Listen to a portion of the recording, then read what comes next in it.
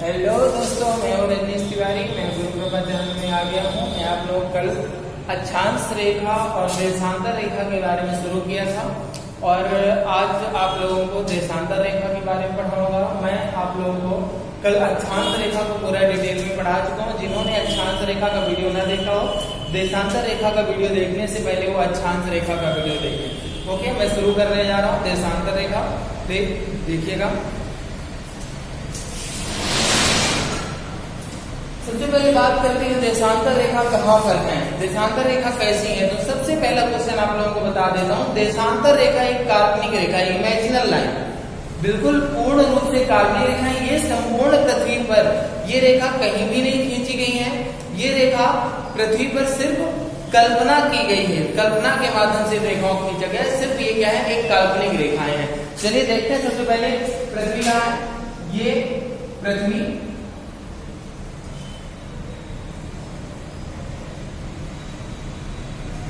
कल आप लोगों को बताया था अक्षांश रेखा में यहाँ पर उत्तरी ध्रुव और यहाँ पर दक्षिणी ध्रुव। ये कौन सा ध्रुव है दोस्तों? उत्तरी ध्रुव,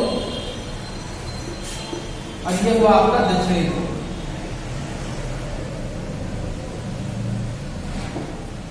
अब सबसे पहले अपन बात करते हैं देशांतर रेखा कौन है, कैसी है देशांतर रेखा। सबसे पहले बता देता हूं कि पृथ्वी में उत्तरी ध्रुव को दक्षिणी ध्रुव से मिलाने वाली रेखा को देशांतर रेखा कहा जाता है। उत्तरी ध्रुव को दक्षिणी ध्रुव से मिलाने वाली रेखा को देशांतर रेखा कहा जाता है। जैसे कि मैंने आप लोगों को अक्षांश रेखा में बताया था कि अक्षांश रेखा क्या है, वो अक्षांश रेखा प्रत्येक रेखा एक रेखा ना होकर क्या थी, एक वृत्त थी। परंतु इसमें बता रहा हूं आप लोगों को देशांतर रेखा में, देशांतर रेखा एक वृत्त ना होकर बल्कि क्या है, ये रेखा है, क्योंकि इन रेखाओं के माध्यम से किसी वृत्त का निर्माण नहीं होता। और देखते हैं सबसे पहले ये देखिए, ये अपनी क्या है, उत्तरी ध्रुव, उत्तरी ध्रुव से ये दक्षिणी ध्रुव को मिला दी। देखिए प्रत्येक देशांतर रेखा उत्तरी ध्रुव से दक्षिणी ध्रुव को मिलाएगी। ये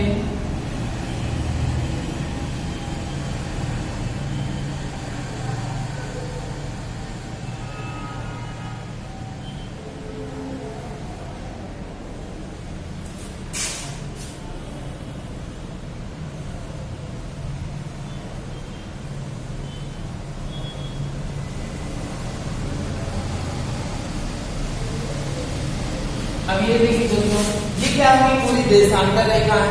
अब देशांतर रेखा में यदि हम किसी एक देशांतर रेखा को 0 डिग्री देशांतर रेखा में,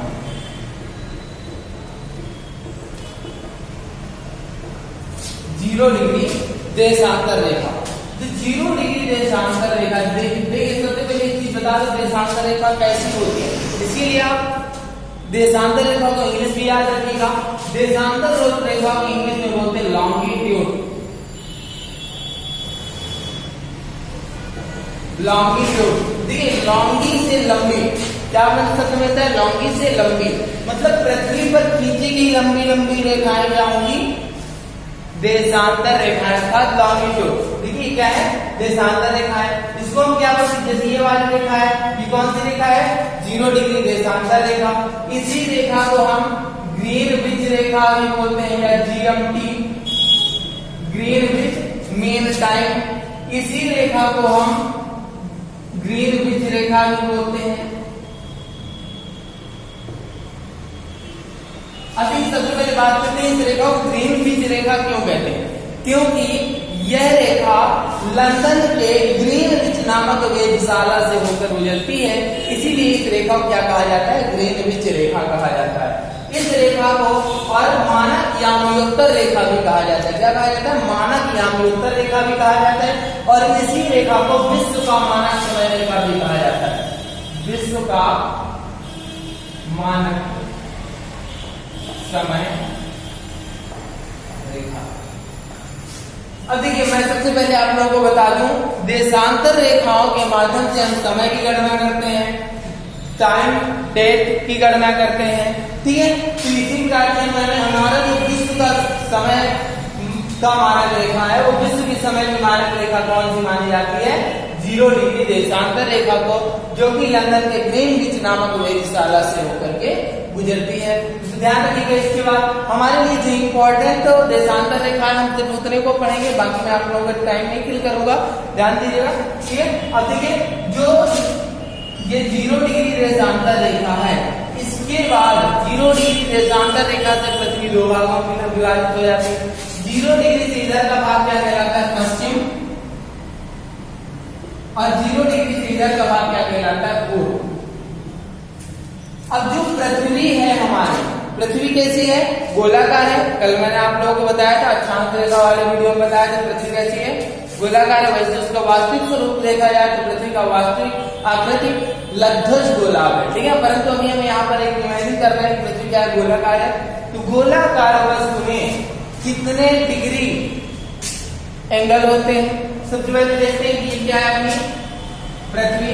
यदि हम बात करें यहाँ पे सेक्टर है, अब यहाँ से इसको यदि पूरा घुमाएं तो कितना बनेगा? सबसे पहले देखते हैं इतना कि कितने डिग्री का एंगल बना? 90 डिग्री का एंगल। उसके पश्चात इसका डबल करेंगे तो 180 डिग्री का एंगल, फिर उसके बाद 180 और ये 180 कितना हो गया? 360। अर्थात ये पृथ्वी कितने डिग्री? 360 डिग्री। अर्थात इसमें देशांतर रेखाओं की संख्या कितनी है? काउंट करते हैं देशांतर रेखाओं की संख्या। तो 0 डिग्री से पूर्व की ओर जाएंगे तो 180 देशांतर रेखाएं होती हैं। 0 डिग्री से पश्चिम की ओर जाएंगे 180 देशांतर रेखा मिलती है, और एक ये कौन सी होगी? 0 डिग्री। तो देखते हैं कि ये जो 180 हम दो बार लिख रहे हैं, ठीक है। तो हम यदि इमेजिन करें पृथ्वी अपनी कैसी है? गोलाकार है, तो पूर्व की ओर से जाएंगे तो वही 180 डिग्री रेखा मिलेगी, पश्चिम की ओर से जाएंगे तो वही 180 डिग्री रेखा मिलेगी। इसलिए यदि हम एक तरफ 180 काउंट कर रहे हैं तो दूसरी तरफ कितने काउंट करेंगे? 179। देखिएगा यहाँ पे कितनी हो गई? 179। 1 कितना हो गया? 180 और 180 360, यानी 360 देशांतर रेखाओं की संख्या कितनी है? 360, अर्थात 360 देशांतर रेखाएं। अब देखिए दो देशांतरों के मध्य की दूरी, हम कोई भी दो देशांतर ले सकते हैं। इसके लिए हम बात नहीं कौन सी दो देशांतर होगा, कोई भी दो देशांतर ले सकते हैं। चाहे 1 डिग्री 2 डिग्री ले लें, चाहे 10 डिग्री 20 डिग्री ले लें, चाहे 20 डिग्री 25 डिग्री ले लें, कोई भी देशांतर ले लें। उनके मध्य की दूरी कितनी होती है?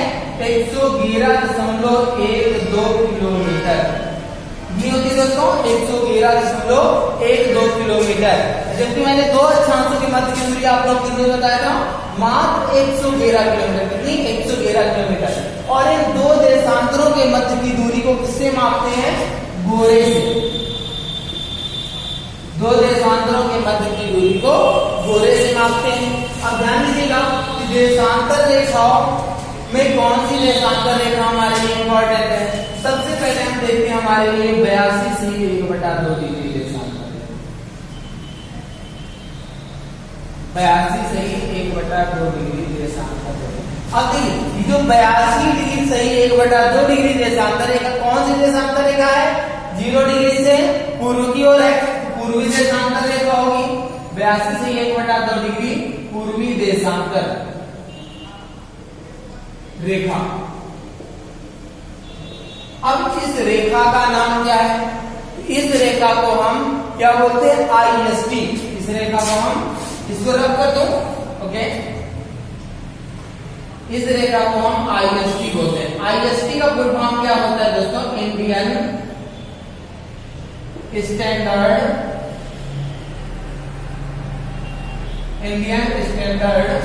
टाइम। मतलब कि जैसे विश्व का मानक समय रेखा कौन हो गई? 0 डिग्री। मैंने आप लोगों को बताया वैसे ही जो है तो भारत का मानक समय रेखा कौन सी हो गई? IST, अर्थात इंडियन स्टैंडर्ड टाइम। अब देखते हैं जो विश्व का मानक समय रेखा है, 0 डिग्री देशांतर रेखा है, वो कहां से होकर गुजरती है? तो ध्यान देखिए यहाँ पे क्या है? लंदन। मैंने आपको बताया था लंदन के ग्रीनविच नामक वेधशाला से होकर गुजरती है। ग्रीनविच नामक वेधशाला से। शहर कौन सा? लंदन। लंदन के ग्रीनविच नामक वेधशाला से होकर गुजरती है, जिसके कारण इसको हम GMT या ग्रीनविच टाइम भी कहते हैं। ठीक है, इसी को हम विश्व का मानक समय रेखा कहते हैं, क्योंकि इस रेखा से हम इस रेखा में अर्थात लंदन के ग्रीनविच नामक वेधशाला में जितना टाइम होगा उतना टाइम संपूर्ण विश्व के लिए मान्य होगा। यदि विश्व स्तर पर देखा जाए तो यदि हम भारत स्तर पर किसी पर्टिकुलर देश स्तर पर देखेंगे तो प्रत्येक देश की अपनी क्या होती है, एक मानक समय रेखा होती है। जैसे कि हमारे भारत की मानक समय रेखा कौन सी है, हमारे भारत की मानक समय रेखा 82.5 डिग्री पूर्वी देशांतर रेखा, जो कि कहां से होकर गुजरती है, भारत के इलाहाबाद के नैनी से होकर गुजरती है। यहाँ पे क्या है, भारत है, भारत में यहाँ पे इलाहाबाद के नैनी, इलाहाबाद के नैनी से होकर गुजरती है। यदि भारत की अर्थात इसका मतलब क्या हो सकता है कि इलाहाबाद के नैनी में जितना टाइम होगा उतना संपूर्ण भारत में टाइम मान्य होगा। जैसे कि देखिए हम इस देशांतर रेखा को टाइम व्यवस्था क्यों बनाते हैं, क्यों प्रत्येक देश का एक देशांतर रेखा बनाते हैं। लेकिन हम बात करें, सबसे पहले देख लेते हैं देशांतर रेखाओं के माध्यम से हम समय ज्ञात करते हैं। क्या ज्ञात करते हैं दोस्तों, समय ज्ञात करते हैं। कैसे समय ज्ञात करते हैं, जैसे कि अभी हमने बताया कितनी संपूर्ण देशांतर पूरी पृथ्वी पर कितनी रेखाएं हैं, 360, अर्थात 360 डिग्री पृथ्वी घूमती है। 360 डिग्री पृथ्वी को घूमने में कितने घंटे लगते हैं, 24 घंटे लगते हैं। यदि हम 360 डिग्री पृथ्वी को घूमने में 24 घंटा टाइम लगता है, अर्थात इस 24 घंटे में पृथ्वी पूरा एक चक्कर लगा लेती है। यदि हम बात करें कि 1 डिग्री देशांतर में कितने का अंतर होता है, 1 डिग्री देशांतर में 4 मिनट का अंतर होता है। ठीक है, 15 डिग्री देशांतर में 60 मिनट का अंतर होता है। 60 मिनट बोले तो 1 घंटा, ठीक है ना। यदि 15 डिग्री देशांतर रेखा पृथ्वी घूम गई तो 1 घंटे के टाइम का डिफरेंस वहीं पर आ जाएगा। तो 360 डिग्री देशांतर पृथ्वी को घूमने में कितने घंटे टाइम लगेंगे, 24 घंटे टाइम लगेंगे। यदि हम इस प्रकार से देखें देशांतर रेखा के कारण, यदि यहाँ पे सपोज 12 बजा हुआ है, यदि 1 डिग्री देशांतर रेखा हम पार करके तो 12:04 मिनट हो जाएगा। स्वाभाविक सी बात है, इस प्रकार से तो हमारे टाइम व्यवस्था पूरी डिस्टर्ब हो जाएगी। इसलिए हमने क्या किया कि किसी पर्टिकुलर देश के लिए क्या बना लिया, एक पर्टिकुलर देशांतर रेखा फिक्स कर लिया। उस देशांतर रेखा पर जितना टाइम होगा उतना टाइम संपूर्ण देश में मान्य होगा। जैसे कि विश्व के लिए टाइम रेखा क्या बना गया, 0 डिग्री देशांतर रेखा। उसी प्रकार से भारत के लिए हमने टाइम व्यवस्था के लिए कौन सी देशांतर रेखा चुन लिया, 82.5 डिग्री पूर्वी देशांतर, जो कि भारत के बीचों बीच 5 राज्यों से होकर गुजरती है। देखिए दोस्तों, भारत के बीचों बीच कौन से राज्यों से होकर, कितने राज्यों से होकर गुजरती है, 5 राज्य कौन कौन से हैं। सबसे पहले उत्तर प्रदेश, नंबर 1 पर नोट डाउन करते जाइएगा। नंबर 1 पर उत्तर प्रदेश, नंबर 2 पर मध्य प्रदेश। ध्यान रखिएगा जो 82 से 1/2 डिग्री देशांतर रेखा है, ये मध्य प्रदेश की एकमात्र जिले से होकर गुजरती है। वो जिला कौन सा है, सिंगरौली। कौन सा है दोस्तों, सिंगरौली। तो नंबर 1 पर उत्तर प्रदेश, दूसरे नंबर पर मध्य प्रदेश, तीसरे नंबर पर कौन सा है, तीसरे नंबर पर छत्तीसगढ़। कौन सा दोस्तों, नोट करिएगा, छत्तीसगढ़। चौथे नंबर पर कौन सा है, आंध्र प्रदेश, सॉरी उड़ीसा। 5वें नंबर पर आंध्र प्रदेश। इन 5 राज्यों से होकर के 82.5 डिग्री देशांतर पूर्वी देशांतर रेखा गुजरती है। ठीक है, अब देखते हैं हमें संपूर्ण देश के लिए एक देशांतर रेखा चुनना क्यों अनिवार्य होता है। सपोज हम एग्जाम्पल लेते हैं इंडिया का, ये हम बनाते हैं एक छोटा सा इंडिया का मैप। ये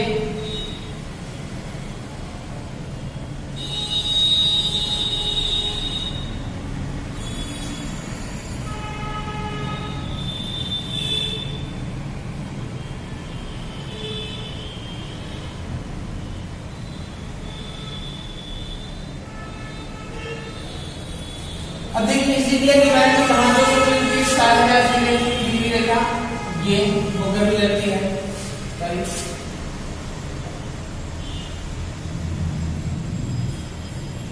ये हो गई 82.5 डिग्री देशांतर।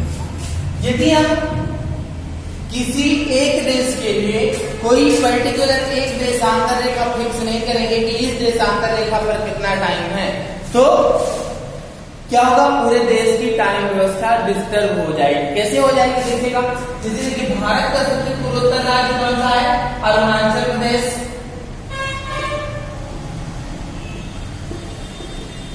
अब भारत का सबसे पश्चिमोत्तर राज्य कौन सा है, गुजरात। अब देखिए, और यहाँ पर बात करें यदि कि यहाँ पर जो भारत का सबसे पश्चिमोत्तर बिंदु है वो कितने डिग्री देशांतर पर है, और भारत का जो पूर्वोत्तर बिंदु है वो कितने डिग्री देशांतर पर है। तो देखिए बात करते हैं पश्चिमोत्तर बिंदु। पश्चिमोत्तर बिंदु 68 डिग्री 7 मिनट पूर्वी देशांतर पर है, और पूर्वोत्तर बिंदु कितने है, 97 डिग्री 25 मिनट पूर्वी देशांतर पर है। यदि दोनों के मध्य देशांतर रेखा को काउंट किया जाए तो 68 के बाद आता 70 80 90, यानी कि 20 7 27 और 2 29, यानी कि एक प्रकार से कहा जा रहा है कि 29 डिग्री और कुछ रेखाओं का अंतर आता है। तो जब एक डिग्री देशांतर रेखा में 4 मिनट का है तो 30 डिग्री देशांतर रेखा में 120 मिनट का अंतर आ जाएगा, यानी कि पूर्व से पश्चिम की ओर भारत में 2 घंटे का अंतर है। पूर्व से पश्चिम के मध्य भारत में 2 घंटे का अंतर है। अब सपोज दैट दोस्तों इमेजिन करिएगा कि आप कहाँ पे रह रहे हैं, गुजरात में रह रहे हैं, और आपकी जॉब लगी कहाँ पे, अरुणाचल प्रदेश में। एक बात अभी इमेजिन करिएगा कि आप कहाँ पे रह रहे हैं, गुजरात में रह रहे हैं, और आपकी जॉब कहाँ पे लगती है, अरुणाचल प्रदेश राज्य में लगती है। ठीक है, अब आपको अरुणाचल प्रदेश में ज्वाइनिंग टाइम क्या बताया गया, ज्वाइनिंग टाइम आपको बताया गया कि आपको 2 बजे पहुंचना है, 2 बजे दोपहर को। तो भारत, तो आप गुजरात में रह रहे हैं, तो गुजरात से आप स्वाभाविक सी बात कितने बजे चलेंगे, 12 बजे। श्योर है, 12 बजे चलेंगे। देखिए तो ऑलरेडी यदि कहा जाए कि गुजरात की अपेक्षा अरुणाचल प्रदेश का टाइम आगे रहेगा कि पीछे रहेगा, क्योंकि गुजरात अरुणाचल प्रदेश पूर्व में है, तो पूर्व से सूर्योदय होता है, सूर्योदय किधर से होता है, पूर्व में। तो सबसे पहले टाइम, अभी इसको छोड़ दीजिए, सबसे पहले बात किया जाए कि यहाँ पे क्या होगा, सबसे पहले टाइम बजे कोई भी, सबसे पहले सूर्योदय कहाँ पे होगा, आपके अरुणाचल प्रदेश में होगा, उसके बाद धीरे धीरे करके सबसे अंत में कहाँ होगा, गुजरात में होगा। यदि आप 12 बजे यहाँ से चलेंगे तो यहाँ पर कितना बजे, 2 घंटे। सपोज आप इमेजिन करिए कि आपको गुजरात से अरुणाचल प्रदेश कितने घंटे पहुंचना है, बाई फ्लाइट 2 घंटे में पहुंचना है। ठीक है, तो आप 2 घंटे का यदि रास्ता है तो आप यहाँ से कितने बजे चलेंगे, 12 बजे चलेंगे, तो यहाँ पे कितना बजा रहेगा, 2 बजा रहेगा, तब आप पहुंच जाएंगे फिक्स टाइम पर। बिल्कुल ऐसे ही सोच रहे हैं ना आप, ये बिल्कुल गलत है दोस्तों। ध्यान रखिएगा कि अरुणाचल प्रदेश का टाइम यहाँ के टाइम से ऑलरेडी 2 घंटे आगे रहेगा, क्योंकि जब यहाँ पर 12 बजा रहेगा तब यहाँ पर ऑलरेडी 2 बजा रहेगा।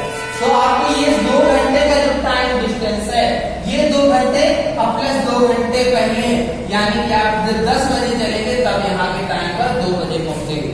ध्यान रखिए दोस्तों, इसीलिए हमें इस टाइम व्यवस्था को हटाने के लिए सिर्फ एक भारत के बीचों बीच 82.5 डिग्री पूर्वी देशांतर रेखा को चुन लिए, जिससे क्या होगा कि हमारा ये टाइम व्यवस्था डिस्टर्ब ना होगी। अर्थात ये जो 82.5 डिग्री इलाहाबाद की नैनी से इसका टाइम दिया गया है कि भारत की इलाहाबाद की नैनी में जितना टाइम होगा उतना टाइम संपूर्ण देश के लिए मान्य होगा।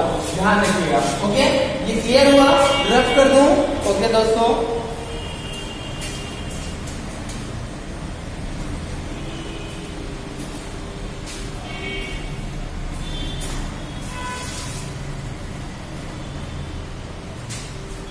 अब दोस्तों देखिएगा, कभी कभी क्या होता है कि एग्जाम में पूछ लेता है कि खासकर एसएससी, यदि लंदन में दोपहर का 12 बजा हुआ है तो भारत में कितना बजा होगा। तब हो जाए लंदन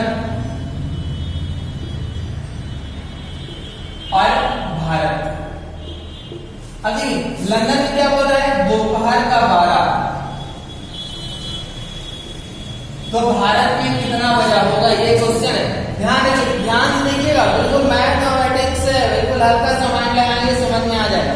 अदरवाइज समझ अभी समझ में नहीं आया तो दोस्तों आप लोग कभी समझ नहीं आएगा, इसलिए ध्यान अटेंशन दे। तो लंदन में दोपहर कितना बजा है, 12 बजा हुआ है। देखिए लंदन कितने डिग्री देशांतर पर है, 0 डिग्री देशांतर पर है। भारत कितने डिग्री देशांतर पर, 82.5 डिग्री पूर्वी देशांतर पर है। ठीक है, तो अब देखिए तो लंदन और भारत के मध्य कितनी रेखाओं का अंतर है, 82.5 रेखाओं का अंतर है दोस्तों। ठीक है, तो यदि 1 डिग्री देशांतर रेखा में 4 मिनट का अंतर है, तो 82 डिग्री देशांतर रेखा में कितने मिनट का अंतर होगा, 4 दूनी 8 चौको 32, 328 मिनट का अंतर होगा। ठीक है, तो अब यहाँ पे देखते हैं, अब ये जो 1 डिग्री में 4 मिनट का 1/2 यानी आधा डिग्री में 2 मिनट का, 2 मिनट का आएगा, ये कितना हो गया, 330 मिनट। देखिए अभी लंदन और भारत के मध्य हमने सिर्फ मिनट निकाला है कि लंदन और भारत के मध्य 330 मिनट का अंतर है। इसके यदि घंटे में डिवाइड करें तो डिवाइड बाई 60, 0 से 1 0 कटा, कितना है 5.5 यानी 5.5 घंटे। घंटे में लिखा जाए तो 5 घंटे 30 मिनट। ये तो हम मिल गया लंदन और भारत के मध्य 5.5 घंटे का अंतर है। परंतु ये कैसे क्लियर हो, क्योंकि यहाँ पर दोपहर का है तो यहाँ पे कितना बजा होगा ये फिर से पूछ रहा है। तो ये कैसे क्लियर हो, जब सुबह का 5:30 है, शाम का 5:30 है। तो अब देखते हैं यहाँ पे क्या होगा, यहाँ पर क्या है, ये जो 0 डिग्री से लिया जाए, 0 डिग्री से पूर्व की ओर जाने पर टाइम हमारा क्या होता है, प्लस होता है। ध्यान रखिए 0 डिग्री से यदि हम पूर्व की ओर बढ़ रहे हैं, पूर्वी देशांतर की ओर जा रहे हैं, तो क्या होगा, टाइम हमारा प्लस हो गया। यहीं पर एक कॉन्सेप्ट और समझ लीजिए, यदि किसी भी चाहे पश्चिमी देशांतर में हो चाहे पूर्वी देशांतर में हो, किसी भी देशांतर रेखा से यदि आप पूर्व की ओर जा रहे हैं, किस ओर जा रहे हैं, पूर्व की ओर जा रहे हैं, तो टाइम आपका क्या होगा, प्लस होगा, अर्थात आगे होगा।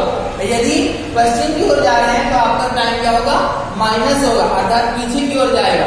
अर्थात यदि हम पश्चिमी देशांतर में होते तो हम दोपहर के बाद किधर की ओर लौटते, सुबह की ओर। परंतु हम किधर है, पूर्व की ओर, तो दोपहर के बाद हम किधर की ओर जाएंगे, प्लस होगा तो शाम की ओर।